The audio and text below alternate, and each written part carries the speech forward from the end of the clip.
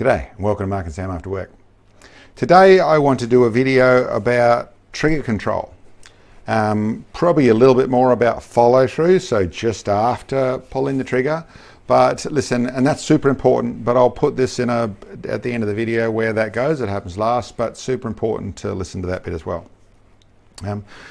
So basically the trigger control, where it starts in the way of, and I suppose really whether that's talking about grip or that's breathing or that's talking about muscle control or that's talking about finger placement, all those details are super important.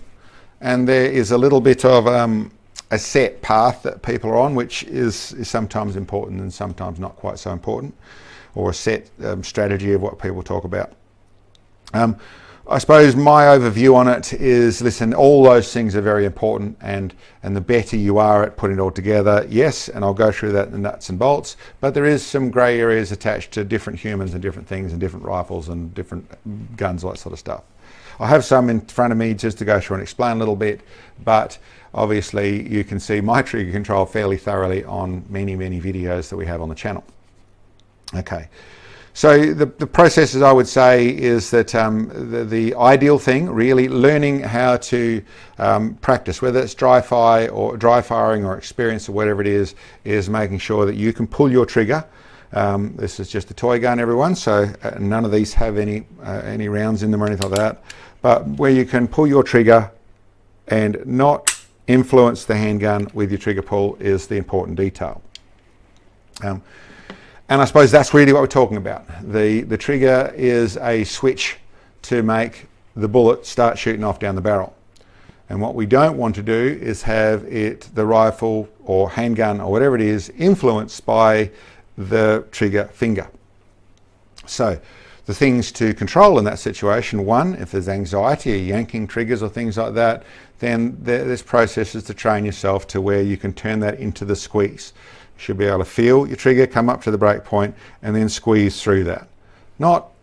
People talk about a surprise type of thing, and yes, there can be something to that side of it. Really, it should turn into a control point where you squeeze where you want it to happen, and you've already, once you're experienced, once you've learned this sort of thing, you know when that's going to go. You don't want it to be a yank, but you don't really want it to be a surprise either. You really want to be able to control that to where it goes through your trigger brake. I suppose next bits I'd say with that is, and the most common thing that's spoken about, is where you put your finger on the trigger. Now, once again, I'll use this toy so that we know what we're talking about. Whether that's, and I'll point it at you, whether that's over on the tip, or you come through onto the pad, or between the sweet spot, which is the pad and your first joint, or you're right into your first joint, or you go right into where you hook your trigger finger right through. The simple logic of this is that when you're sitting right on the tip, you're more likely, as you squeeze the trigger, to push it across. If you go right into the crook, so right into your first joint, you're more likely to pull it this way as you pull the trigger. On the pad, it's a little bit less control, but still very good. But if you go halfway between the center of your pad and the first joint, when you pull back, the muzzle won't move. And that's really what you're doing. It's just simply taking that line of force straight down towards your hand and through the pistol grip, buttstock, whatever it is. So that's the simple logic of where you're pulling. Now, that is ideally the best way to do things without question. The real thing I would say in that situation is practice. We all have different size hands. Mine a little larger than average. And then whether yours is smaller or fatter or thinner or longer or bonier, or you've got a funny shaped finger, or all those bits and pieces, it doesn't mean you can't do this job right, but it does mean these set rules might not apply. The big thing to do, in my suggestion, in those situations is practice. Is simply practice. Learn to figure out what you need to do, or what you need to do with that particular firearm. Practice. That's what this toy firearm is for. It's done lots and lots, both for me and for Sam, of shooting at the TV, practicing with it's a pretty heavy trigger. It's not the ideal shape, but it still learns to get, and it's really about training these muscles here in the trigger finger to be operate without much of this moving, without influencing the rest of it. It is a practice thing. The right hand, or my right hand, works better than my left hand. My left hand knows it a bit, but not as well as my right hand does. So that's the first bit. And the reason I actually talk about with a different size is that even if you look at this is Sam 686, and for me to try and grip this, as said, nothing in there for the people who want to know. But for me to try and grip this, I don't like the firearm because I actually have a knuckle that jams into places and my finger can't get out of the trigger guard and things like that. So I actually end up with a different trigger grip on this thing. I can still make it shoot properly, but just simply because of the ergonomics. This is one that I use in the range, my 45 ACP, the Colt Gold Cup. It's got quite a nice position. I really can get my trigger into exactly where I want to in that position because it fits my hand quite well. And then something like this, just a Boito coach gun with 2 triggers on it. So it's a proper old messy thing, nothing in there for everyone, but it's a proper old messy thing that to use it with any control, wait a minute, you've got to change your finger to get to those positions. So not really good on the grips or any of that sort of stuff. Designed from a long time ago with 2 triggers. The conversation which I'm actually going with that is you've got to actually work with it. One size doesn't fit all. And to get them to work properly, you still have to use the basic logic is you don't want to influence things when you pull your trigger. But, and yes, there is the sweet spot, but maybe your sweet spot's in a different spot with what suits you. And I suppose less so on this sort of thing, with the likes of the changeable grips on some of the handguns, then you can change things around and get your grip to suit you better and get that trigger position right. But if you can't, it's not a deal breaker. There is ways around this, and you need to focus on what it takes to make it stay straight rather than the set rules.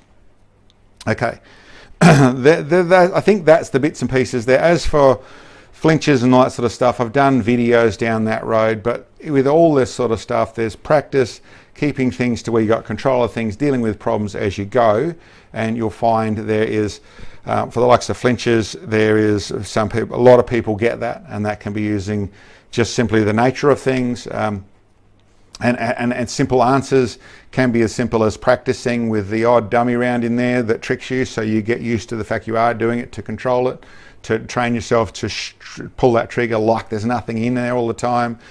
2 extra earphones, because an extra ear plugs as well as ear muffs to get the sound down, because that can help some people and that sort of stuff.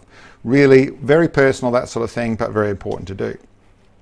Getting the bit which I really am doing the video for, which is I had to title under trigger control, and you've got to go through the rest first, but is follow through. And it is something I see wrong a lot. I see a lot of people do it. I think it is largely in reaction to the gun going off, but that is instantly pulling your finger off the trigger.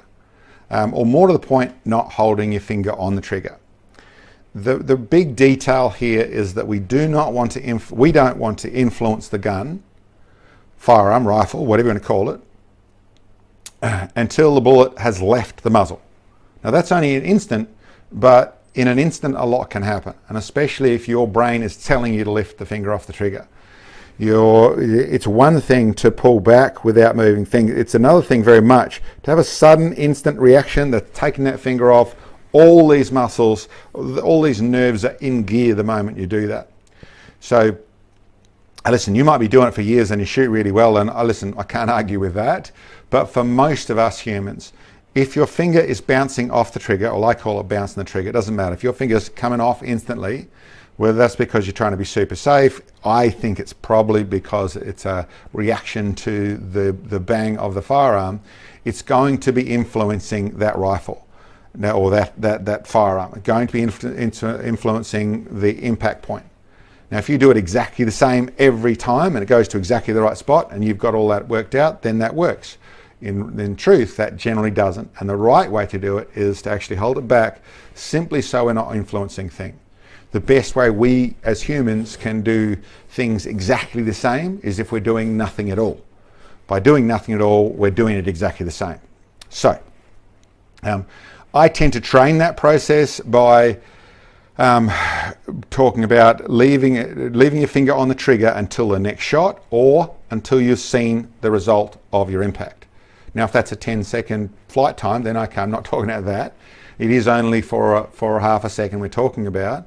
But certainly a 1,000-yard shot or a 600-yard shot or shooting the paper or that type of thing, to leave it back, leave your finger against there and train yourself to do that. Probably the biggest lesson I've had on that score was taking my normal little 22 that I shoot for all sorts of things and doing some testing on some 710 feet per second bullets, projectiles, some slow ammo or some quiet ammo. And my first thoughts on it was, this is terrible, shooting all over the place. And I was not set up very well on a little light bench. It was only shooting 50 yards and it was not really set up very well and that sort of stuff. So I was probably being a little lackadaisical about what the test I was actually doing. It was just for my own purposes. And I thought, no, it can't be that bad. And then I stopped and the penny dropped and I went, okay, well, as I'm loading the next magazine, you know what's going on? I reckon I'm doing something where it's normally the bullet's left and because I'm not set up that well, I'm actually responding a little bit and causing a change. And yes, I found that that ammo wasn't too bad by really focusing on the follow through, making sure I pulled and nothing happened. Not holding tension, nothing more than I pulled the trigger and nothing happened. And it felt like for 10 seconds. It probably was for half a second, but it felt like 10 seconds. But it improved the accuracy. Now, why did it improve the accuracy? Very simple. That ammo is so slow, it's in the barrel for so long. So anything you do after you've pulled the trigger brake, after it's gone bang, is influencing the impact. And that went from a 6-inch 50-yard group to a 1.5-inch 50-yard group. And the ammo wasn't a lot better than that, to be truthful. No matter what I did, that's what it was like. It was a little bit all over the place. Not awesome ammo for shooting 50 yards, more like a 20-yard ammo. But at 50 yards, it still came up and it performed reasonably but follow through was the very important thing. So that's a lot of years ago, but that was a really super important lesson. It influenced that a lot, but it influences every bullet. Even if it's a 3,700 feet per second projectile, it's still influencing it. So that might be the difference between a 1/4-inch group and a 3/8-inch group. But what I'm actually talking about is it is just the I say correct, I don't really like the word, to get the best accuracy you can, your finger, you need to keep your finger back, keep it still. Now, I would qualify that. That doesn't mean that the finger needs to stay on the trigger. What am I trying to say there? Well, if you've got enough impact in your rifle, you've got a light grip and the rifle moves away from your trigger, that's not a problem. It's not about the trigger moving. It's about the impulses to your hand. So if you're gripped in there and it goes with you, fine. If it goes away from you, that's not a panic. What the comment is, what the lesson is, what the protocol is you're not asking the finger to do anything. Not voluntary or involuntary. You're not got this reaction to try and get the finger off. So focus on pull, and that's it. Practice that. When you do the practice at home, dry fire in one of in your rifle and that type of thing, whatever it is, your trigger is back. That's it. That stops. Then I want to reload. I'm going back up. That's it. Stops at that point. So good process, important with semi-autos in stopping resets and that sort of stuff. That's another conversation. But for us, that follow through is one of the real keys to finding accuracy. Obviously, all your trigger side of things is super important. And yes, not trying to say the experts are wrong with the sweet spot. There is a good spot to put it here. But if it doesn't suit you particularly, and that's probably to a degree even more so on a precision rifle, super light trigger weight, super low influence. If you've got to where you're just using your fingertip to do that and it's working fine, the rifle's not being influenced, it really is unlikely to find something by changing your finger grip to a different position. Once you go into more action or heavier triggers or certainly handguns and that sort of stuff, it becomes more relevant, but really comes back to that. Work out what you need to do. Look at it. You can lay down, you do the practice. That's what all precision and all accuracy is always about. Practice, practice, practice, practice, practice. And I suppose it comes back down to that conversation, which is just because you're pointing really straight, you're aiming really straight when you pull the trigger, does not mean it's the rifle's job after that point or the bullet's job after that point. You, the human, still have to do everything right, even though you were pointing straight. All right, guys, thanks for checking in on us. I'll catch you next time.